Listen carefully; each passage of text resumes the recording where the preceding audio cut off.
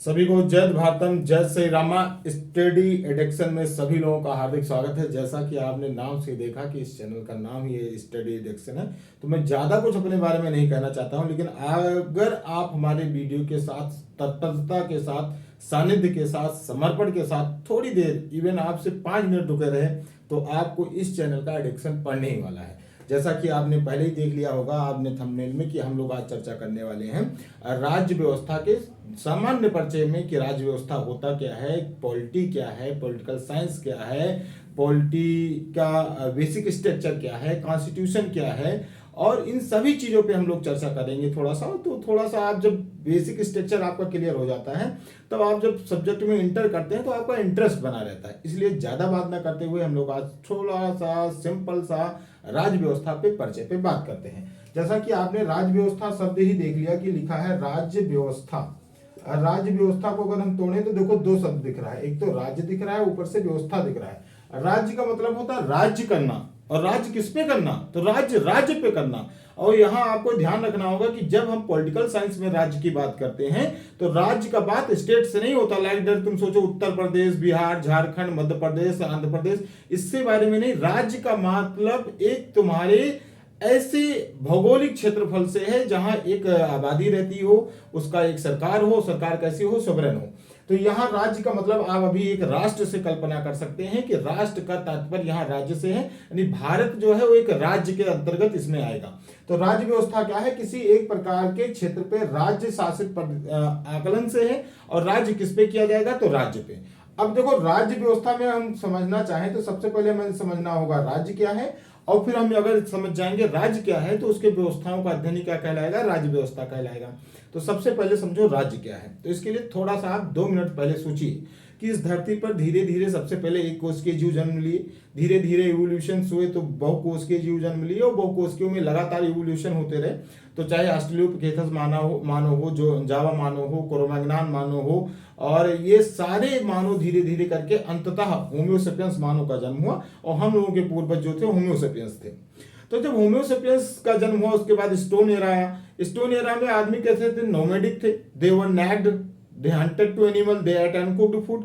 इन सारी विधाओं में वो लगातार रहते थे, और थोड़ा सा जब उनके अंदर चेतना आई तो वो लोगों ने 2 काम करना स्टार्ट किया। पहला काम क्या करना स्टार्ट किया कि उन लोगों ने गैदरिंग स्टार्ट की रॉ मटेरियल के खाने के लिए। जैसे वो शिकार करते थे, हंटिंग करते थे, तो आपको पता होगा कि हंटिंग कोई पर्याप्त एक ही जगह सारे संसाधन तो नहीं मिल जाएंगे। मान लो मैं अभी लखनऊ में हूँ, तो उस समय का जो मानव था वो लखनऊ में हंटिंग करता और एक किसी रिवर के किनारे रहता जहां उसके पानी के संसाधन मिल जाए और उसे खाने के संसाधन मिल जाए। लेकिन उस समय क्या होता था कि जब रिसोर्सेज खत्म हो जाते थे तो आदमी एक जगह से दूसरी जगह मूव करता था। तो इस तरीके से कबीलाइज सिस्टम होता था, यानी एक छोटा छोटा कबीला हुआ करता था। शुरू में सारी स्थिति अच्छी थी क्योंकि सभी लोगों के जीवन के सिर्फ 2 ही आयाम थे, एक तो खाना और ऊपर से रहना। लेकिन धीरे धीरे क्या हुआ कि बार्टर सिस्टम आ गया। चूंकि हर जगह की क्लाइमेट अलग है, हर जगह की सॉइल अलग है, हर जगह का फ्लोरा फौना अलग है, तो आदमी उस हिसाब से क्या किया कि अगर मान लो मेरा क्लाइमेटिक कंडीशन ऐसा है कि मेरे यहाँ गेहूं पैदा हो रहा है, तुम्हारा क्लाइमेटिक कंडीशन ऐसा है तुम्हारे यहाँ चावल पैदा हो रहा है, तो बार्टर सिस्टम आ गया। मतलब हम अगर 2 किलो गेहूं दे देंगे तो आप मुझे 2 किलो चावल दे दोगे, हम आपको 2 घोड़ा दे दिया, आपने मुझे 1 हाथी दे दी। इस स्थितियों ने जन्म लिया। और जब इस स्थितियों ने जन्म लिया तो आदमी के अंदर जब थोड़ा सा और महत्वाकांक्षा आई, एम्बिशन आया, तो दिक्कत ये हुई कि आदमी के पास ये फीलिंग आ गई कि अगर मेरे पास 200 कुंटल गेहूं होगा तो मैं 200 कुंटल चावल लेने की क्षमता रखता हूं। तो पहली स्थिति जो थी वो बड़ी आदर्श अवस्था थी जिसमें कोई मार काट नहीं थी। लेकिन जब महत्वाकांक्षा आ गई तो कोई भी आदमी मान लो खेती कर रहा है, पर उसे ये नहीं पता होता था कि इस खेती का जो संसाधन है वो उपयोग कर पाएगा कि नहीं कर पाएगा। दूसरा कबीला जो सशक्त होता था आके उसके ऊपर अटैक करता था, उसके रिसोर्सेस को छीन लेता था, इवन उसको मार भी डालता था। तो ये बड़ी अराजकता का माहौल आ गया। जब अराजकता आ गया तो सब लोग सोचे भाई क्या किया जाए। तो सब लोगों ने सोचा कि भाई चलो हम लोग एक काम करते हैं, अपने कबीले से एक लीडर चुन लेते हैं और उस लीडर को अपने सारे पॉलिटिकल राइट्स दे देते हैं। तो उन लोगों ने आपस में गैदरिंग की, उन लोगों ने अपना एक लीडर चुना और लीडर से कहा भाई देखो हम आपको अपने सारे पॉलिटिकल राइट्स देते हैं, इवन आप अगर अपने जो नियम बनाएंगे उसके अगेंस्ट अगर कोई काम करता है तो आप कहेंगे आप फांसी पे झूल जाए तो फांसी पे झूलना होगा, उसे सोशल वैल्यू दी जाएगी, उसे सामाजिक स्वीकृति दी जाएगी। आप 2 चीज हमको दीजिए, जान और माल की गारंटी दे दीजिए। यानी आप हमारे जो है जान की सुरक्षा करेंगे, और कोई फॉरेन इन्वेडर, यानी कि उस समय का फॉरेन का मतलब आज का फॉरेन नहीं है कि विदेशी, उस समय विदेशी एक कबीले के लिए दूसरे कबीले वाले विदेशी हुआ करते थे। तो उनका मानना था कि अगर कोई दूसरा कबीला आके मेरे ऊपर अटैक करेगा तो आप मेरी जान की सुरक्षा करेंगे। तो इस तरीके से वो व्यक्ति जो लीडर बना वो क्या कहलाया, राजा, और बाकी लोग क्या कहलाया, जनता। इस तरीके से पहला जो गवर्नमेंट का शेप आया वो को आया मोनार्की सिस्टम, यानी राजतंत्र आया। यहीं से अब आपको राज्य समझ में आया जाएगा। देखो सबसे पहले राज्य के अंतर्गत क्या आया, तो निश्चित भूभाग आया, निश्चित भूभाग, पहली चीज तो निश्चित भूभाग आ गई। इसके बाद क्या आया, तो निश्चित भूभाग, जैसे भारत के संदर्भ में ले तो आपको पता है भारत का क्षेत्रफल 32,87,263 किलोमीटर स्क्वायर है। तो ये इसका निश्चित भूभाग हो गया। तो सबसे पहले क्या आया, हर एक पेरिफेरल में उनका निश्चित भू, राज्य के अंदर जो पहला एसेंशियल एलिमेंट हो गया वो क्या हो गया, कोई भी राज्य तभी हो सकता है जब उसके अंदर क्या हो, निश्चित भूभाग हो। दूसरा एसेंशियल एलिमेंट क्या है कि कोई भी राज्य तभी राज्य माना जाएगा जब उसके अंदर एक निश्चित क्या रहती हो, जनसंख्या रहती हो।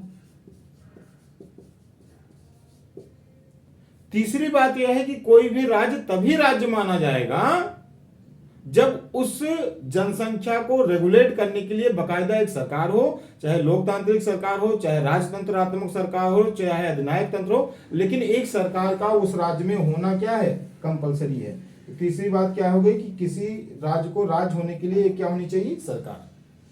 अब सबसे अमूल्य तत्व आ गया कि राज्य कैसा होना चाहिए, राज्य सोवरेन होना चाहिए, संप्रभु होना चाहिए। नहीं, सरकार कैसा हो जो अपने आंतरिक निर्णय और बाह्य निर्णय लेने के लिए स्वतंत्र हो। गवर्नमेंट ऐसा होना चाहिए जो अपने इंटरनल अफेयर्स और एक्सटर्नल अफेयर्स को डील करने में पूरा फ्री हो। जैसे इंडिया की बात ले लो, तो इंडिया एक स्टेट है कि नहीं, तो इंडिया के पास निश्चित भूभाग है, हाँ है, जनसंख्या आपको पता है दुनिया की सबसे ज्यादा है, सरकार भी हमारे पास है, इवन दुनिया की सबसे बड़ी लोकतांत्रिक सरकार कहां है, भारत में। और हमारे अंदर सोवरेनिटी है कि नहीं, तो ये इससे तय होगा कि हम अपने इंटरनल अफेयर्स और एक्सटर्नल अफेयर्स को फ्री तरीके से हैंडल कर पा रहे हैं कि नहीं कर पा रहे हैं। तो आपने देखा जैसे हम लोगों की जब भी देश की अस्मिता पर चोट आई तो हम लोगों ने 1948 की बात हो, 1965 की बात हो, 1971 की बात हो, 1999 की बात हो, हमने पाकिस्तान को मारा। अपने देश को अछूत रखने के लिए जो कदम उठाने थे हमने उठाया। यानी हमें जो फॉरेन अफेयर्स को डील करना था तो हमने किसी के पापा से पूछने नहीं गए कि हम युद्ध करें कि ना करें भैया। हमें लगा कि हमारे लिए इस समय यही जरूरी है, हमने वो किया। हमें अपने इंटरनल अफेयर्स पे अगर डिसीजन लेना होता तो हम किसी से मतलब नहीं रखते, कौन क्या सोच रहा है उसको अच्छा लगेगा या बुरा लगेगा। लाइक दैट आप अभी रिसेंटली टॉपिक ले लो 370, 9 अगस्त 2019 को क्या कर दिया गया, जम्मू कश्मीर को अलग करके 2 यूटी में कन्वर्ट कर दिया गया और 370-35 से हटा दिया गया। इसका मतलब क्या हुआ कि India totally free to take internal and external decision. तो चौथी चीज जो सबसे इंपॉर्टेंट है वो क्या है, वो है संप्रभुता। जब किसी राज्य में जब तक संप्रभुता नहीं होगी तब तक वो राज्य नहीं होगा। और ये चारों चीज अगर जुड़ जाएं, निश्चित भूभाग, जनसंख्या, सरकार और संप्रभुता, तो उसे हम क्या बोलेंगे बेटा, राज्य बोलेंगे। और राज्य का मतलब स्टेट से नहीं है, मैंने बताया कंट्री से है। और इसी राज्य की जब हम व्यवस्था का अध्ययन करते हैं तो उसे क्या कहते हैं, राज्य व्यवस्था कहते हैं, जिसको आप इंग्लिश में बोलते हैं पॉलिटी। तो समझिए कि जो राज्य की व्यवस्थाओं का अध्ययन उसे हम क्या कहेंगे, पॉलिटी कहेंगे। अब राज्य की व्यवस्थाएं विभिन्न प्रकार की हो सकती हैं, कोई जरूरी नहीं एक प्रकार की हो सकता है डेमोक्रेटिक गवर्नमेंट हो सकता है मोनार्की सिस्टम हो सकता है साम्यवादी हो सकता है मार्क्सवादी हो। तो ये व्यवस्थाएं किस प्रकार की होंगी, इनका वैज्ञानिक अध्ययन जब हम करते हैं तो उसको हम बोलते हैं पॉलिटिकल साइंस। तो क्या बोलते हैं, पॉलिटिकल साइंस बोल देते हैं हम उसे। और जब किसी पॉलिटिकल साइंस का हम जमीन पर उसका इंप्लीमेंट करते हैं, जैसे आपने पार्लियामेंट्री सिस्टम पढ़ लिया और पार्लियामेंट्री सिस्टम को आप इंडिया में क्या कर रहे हो, फील कर रहे हो। हमारे यहाँ जो गवर्नमेंट सिस्टम है पार्लियामेंट्री सिस्टम है, तो जब वो जमीन पर इंप्लीमेंट होता है तो हम उससे क्या बोलते हैं, पॉलिटिक्स बोलते हैं। क्या बोलते हैं, पॉलिटिक्स बोलते हैं, राजनीति बोलते हैं। अब एक शब्द और जिसको आप लोगों ने सुना हुआ, कॉन्स्टिट्यूशन। कॉन्स्टिट्यूशन जो है वो क्या है, तो किसी भी राज्य को सुनियोजित ढंग से चलाने के लिए, बिना डिस्क्रिमिनेशन के चलाने के लिए कानूनों का एक दस्तावेज होना चाहिए, जिससे किसी के साथ कोई भेदभाव ना हो, सबको समानता मिल सके, सबको कानूनी समानता मिल सके, धार्मिक समानता मिल सके, आर्थिक समानता मिल सके। इन सभी को मद्देनजर रखते हुए हर देश के संचालन के लिए कानूनों का एक सर्वोच्च दस्तावेज होता है। तो कानूनों का वह सर्वोच्च दस्तावेज जिससे किसी भी राज्य को संचालित किया जाता है, क्रियान्वित किया जाता है, उस सर्वोच्च दस्तावेज को हम क्या कहते हैं, तो उसे हम कॉन्स्टिट्यूशन कहते हैं। कॉन्स्टिट्यूशन कहते हैं, मतलब उसे हम संविधान कहते हैं। अब यहां दो बातें बड़ी चर्चा की हैं, ये आपको ध्यान रखना पड़ेगा थोड़ा सा, ये चीज आप जान लीजिए और उसके बाद हम लोग बात करेंगे। टॉपिक तो आप लोगों का ऐसा क्लियर करा दूंगा मैं कि पूरी पॉलिटी में आपका एक भी क्वेश्चन किसी भी लेवल का नहीं जाएगा। लेकिन एक बात आप समझिए कि जो राज्य है, ये राज्य और जो संविधान है, इन दोनों को थोड़ा सा आप समझ लीजिए। राज्य दो तरीके के हो सकते हैं, या तो क्या हो सकता है, एकात्मक हो सकता है, यूनियन हो सकता है। एकात्मक मतलब होता है विनाशी राज्यों का अविनाशी संघ, मतलब जिसमें राज्य की कोई वजूद नहीं होता, राज्य का कोई वैल्यू नहीं होता, संघ सरकार द्वारा ही पूरे देश को संचालित किया जाता है। लाइक दैट, इसका बेस्ट एग्जांपल ले तो इंग्लैंड हो जाएगा। और दूसरा क्या होता है, तो होता है संघात्मक। संघात्मक मतलब फेडरल। फेडरल का क्या मतलब होता है कि छोटे छोटे डब्बे आपस में समझौता करके, कोलैप्स करके एक बड़े डब्बे का निर्माण करें, यानी जब कई क्षेत्र आपस में ज्वाइंट होकर एक राष्ट्र का निर्माण करते हैं, इसको हम संघात्मक बोलते हैं। जैसे अमेरिका, आपको पता होगा कि अमेरिका की जो स्वतंत्रता मिली वो जाके 1783 में मिली। उसके पहले वहां 13 उपनिवेश थे जो ब्रिटेन द्वारा क्या होते थे, शासित होते थे। उन लोगों ने आपस में समझौता करके अपना एक राष्ट्र बनाया। वर्तमान में अगर देखूं तो अमेरिका में 50 राज्य हैं, तो उसको हम क्या बोलते हैं, संयुक्त राज्य अमेरिका। यानी वहां के जो 50 राज्य हैं वो आपस में समझौता किए और उन्होंने एक राष्ट्र का निर्माण किया। उस राष्ट्र का नाम है अमेरिका, यानी संयुक्त जुड़े कितने, 50 राज्य, और राज्य एक क्या बनाए, संघ। तो संयुक्त राज्य संघ क्या बना, अमेरिका। ये कैसा राज्य होता है, तो ये अविनाशी राज्यों का अविनाशी संघ होता है। यानी कि किसी भी राज्य का नहीं विनाश हो सकता और ना तो देश का विनाश हो सकता है, ना तो देश ना तो राज्य। पर वहां राज्य को स्पेशल पावर है, किसी राज्य को भंग नहीं कर सकती वहां का संघ। वहां हर राज्य की खुद की जुडिशरी सिस्टम होता है, हर राज्य की खुद की नागरिकता होती है, वहां उस राज्य की डुअल नागरिकता होती है। अमेरिका में हर आदमी की दो नागरिकता होती है, एक उस राज्य की, एक उस देश की।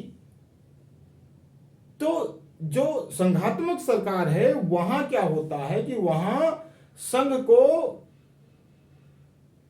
जो इतनी पावर नहीं होती कि वो राज्यों का विनाश कर सके। लेकिन अब बात अगर भारत की कर लें तो भारत का कहा जाता है कि भारत का संविधान उधारी का थैला है। मतलब हम लोगों ने 60 देशों के संविधान से जो चीजें हमको अच्छी लगी वो सिलेक्शन विद मॉडिफिकेशन के आधार पर ले लिए। सिलेक्शन विद मॉडिफिकेशन का मतलब कि हमने अपनी आवश्यकता अनुसार उसमें थोड़ा बहुत संशोधन किया। जैसे आपको पता होगा राष्ट्रपति का जो पोस्ट है, प्रेसिडेंट, ये हमने अमेरिका से ली, पर पावर उसे कहां से लाके दी, ब्रिटेन के राजा वाली दी। तो हमने पद लिया पर पावर्स नहीं ली अमेरिका से, पावर तो ब्रिटेन से लाके राजा वाली पावर से दे दी। तो इस तरीके से हमने जो भी चीजें ली 60 देशों में, उसे अपनी आवश्यकता अनुसार थोड़ा बहुत मॉडिफिकेशन करके लिया। तो हमने संघात्मक वाली भी चीजें रखी और एकात्मक वाली चीजें भी रखी। तो हमारा राष्ट्र कैसा है, तो ये संघात्मक है पर एकात्मक की तरफ अधिक झुका हुआ है। जेनिंग्स का तो मानना है कि ये एकात्मक की तरफ झुका हुआ है, पर व्हीलर महोदय कहते हैं कि अर्धसंघात्मक है। यानी हमारा, और एक केस के दौरान जो 1994 में, उसमें भी कहा गया कि भारत का संविधान पर संघात्मक है। यानी हमारा संविधान जो है ये क्या है, आप आर्टिकल 1 पढ़ेंगे तो it is a union of state, Bharat राज्यों का संघ है। संघ शब्द पूरे संविधान में यूज नहीं हुआ है, यानी यहां किसी भी राज्य को संघ से अलग होने की आजादी नहीं है। और यहां भारत का जो निर्माण है वो किसी समझौते का परिणाम नहीं है। तो यह बात आप समझ गए कि राज्य जो होते हैं वो संघात्मक होते हैं, एकात्मक होते हैं। एकात्मक कैसे होंगे, जो विनाशकारी राज्यों का अविनाशी संघ हो, लाइक दैट ब्रिटेन। संघात्मक कैसे होते हैं, अविनाशकारी राज्यों का अविनाशी संघ, लाइक दैट अमेरिका, जो समझौते से बने। हम भी संघात्मक हैं, लेकिन भारत का जो संघात्मक व्यवस्था है वो अमेरिका की संघात्मक व्यवस्था से अलग है। हम इमरजेंसी के टाइम में एकात्मक हो जाते हैं, पर प्रशासनिक व्यवस्थाओं से हमने अपने पावर्स को डिवाइड कर रखा है। स्टेट के लिए अलग पावर है, सेंट्रल के लिए अलग पावर है। यानी हमारे अंदर संघात्मक के भी सिम्टम्स हैं और एकात्मक के भी सिम्टम्स हैं। आवश्यकता अनुसार हम यूनिटरी हो जाते हैं, आवश्यकता अनुसार हम फेडरल हो जाते हैं। हम दोनों के मध्य में रहते हैं। हाँ, लेकिन हमारे यहाँ राज्य कैसे विनाशकारी हैं, जिस राज्य को हम चाहें उस राज्य को आवश्यकता अनुसार बदल सकते हैं। जैसे आपने देखा यूपी प्रदेश को, उत्तर प्रदेश इतना बड़ा राज्य था, प्रशासनिक तरीके से नहीं हेल्ड हो रहा था, तो 13 राज्य अलग करके हमने उत्तरांचल बना दिया, मध्य प्रदेश से छत्तीसगढ़ बना दिया, बिहार से झारखंड बना दिया, आंध्र प्रदेश से तेलंगाना बना दिया, गुजरात महाराष्ट्र बना दिया, त्रिपुरा मणिपुर बना दिया। यह हमको आवश्यकता लगी तो 26 जनवरी 2020 को अंडमान निकोबार, दमन और दीव और दादरा नगर हवेली को एक में मिला दिया।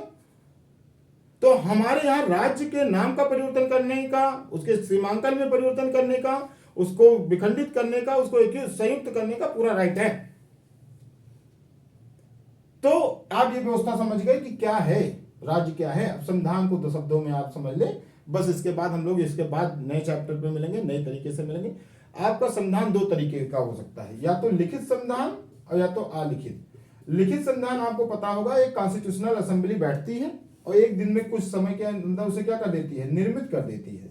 और the first written constitution among the world was American constitution. दुनिया का पहला लिखित संविधान कहाँ का था अमेरिका का संविधान था। और पहला लिखित संविधान अमेरिका का था। तो अगर ये बताओ, कोई संविधान सभा अगर कोई भी चीज बनाती है तो क्या चाहेगी इसे इजी गोइंग तरीके से कोई आए बदल दे, यानी उसमें परिवर्तन करना कठोर होगा। तो जो लिखित संविधान होगा वो हमेशा निर्मित होगा, वो संभवतः कैसा होगा, कठोर। यही हाल है कि अमेरिका का संविधान इतना कठोर है कि जब से बना 1789 से लागू होने के बाद, तब से लेकर अभी तक इसमें कुल गिने चुने 15 लगभग संविधान संशोधन हो सके। और जो अलिखित संविधान होते हैं, लाइक दैट ब्रिटेन का, तो ब्रिटेन के संविधान की तो बड़ी विशेषता है, क्योंकि ब्रिटेन का संविधान क्या है, अलिखित है, मदर ऑफ ऑल कॉन्स्टिट्यूशन है। The oldest constitution among the world was is British constitution. तो ब्रिटेन का जो संविधान है अलिखित है। तो अलिखित है तो देश कैसे चलता होगा। एक्चुअली जो अलिखित संविधान होता है, इसका मतलब ये नहीं कि वह लिखा हुआ ही नहीं है, कोई उसका एक बुक नहीं है। उसने मैग्ना कार्टा एक्ट किसी चार्टर में आ गए, कोई दूसरी बात दूसरे चार्टर में आ गई, और ये कंप्लीट नहीं है। यानी जो अलिखित संविधान होता है वो विकसित होता है। आज कोई बात अगर आई तो पिछली वाली बात हट गई, ये नई वाली बात जुड़ गई। कल दूसरी बात आएगी, अगर इसी को विरोध करेगी तो नई वाली बात जुड़ जाएगी, पिछली वाली हट जाएगी, वहां अमेंडमेंट करने की जरूरत नहीं है। नई नई बातें जुड़ती जाती हैं, और इसमें एक बहुत बड़ा संविधान का हिस्सा परंपराएं, आस्थाएं और रूढ़ियां होती हैं।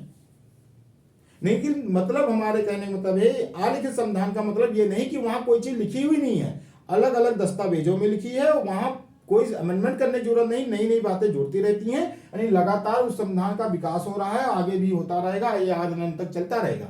तो अलिखित संविधान हमेशा कैसा होता है, विकसित होता है, उसमें परिवर्तन करना बहुत आसान है, कुछ करना ही नहीं है, तो लचीला होता है। अब मैं बात कर लूं भारत की, तो मैंने पहले ही बताया भारत का संविधान क्या है, उधारी का थैला है। तो हमने तो कुछ परिवर्तन ऐसे लिए जो बहुत ही क्या हो, कठोर हो, और कुछ परिवर्तन ऐसे लिए जो बहुत ही आसानी से हो जाए। इसका मतलब भारत का जो संविधान है वो कठोर प्लस लचीला दोनों है, कठोर है और प्लस लचीला है। मैं इस साइड में इसलिए खड़ा हूं कि अभी थोड़ा साइडो बनना, थोड़ा सा व्हाइट बोर्ड और सही से कर देंगे हम। तो फिर हम लोग नए वीडियो में मिलते हैं, तब तक के लिए हर हर महादेव, जय भारतम, जय श्री राम।